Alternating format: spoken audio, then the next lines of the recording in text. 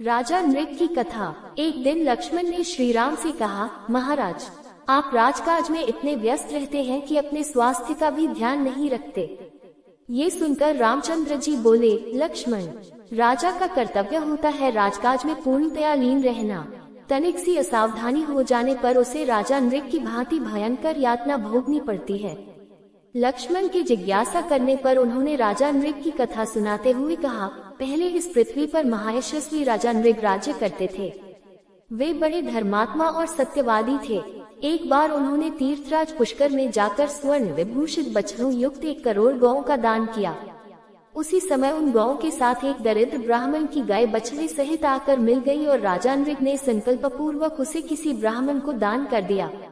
उधर वह दरिद्र ब्राह्मण वर्षों तक स्थान स्थान पर अपनी गाय को ढूंढता रहा। अंत में उसने कनखल में एक ब्राह्मण के यहाँ अपने गाय को पहचान लिया। गाय का नाम शबलक था।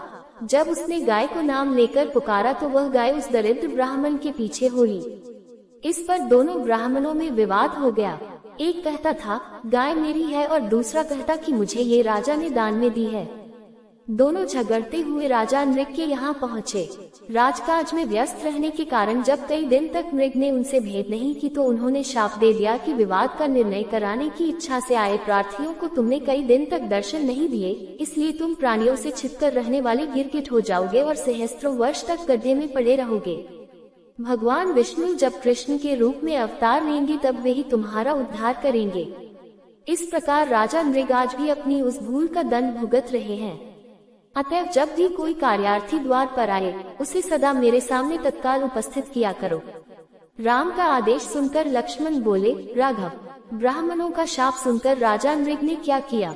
इस प्रश्न के उत्तर में श्री राम ने बताया, जब दोनों ब्राह्मण शाप देकर चले गए तो राजा ने अपने मंत्री को भेजकर उन्हें वापस बुलाया और उनसे क्षमा याचना की।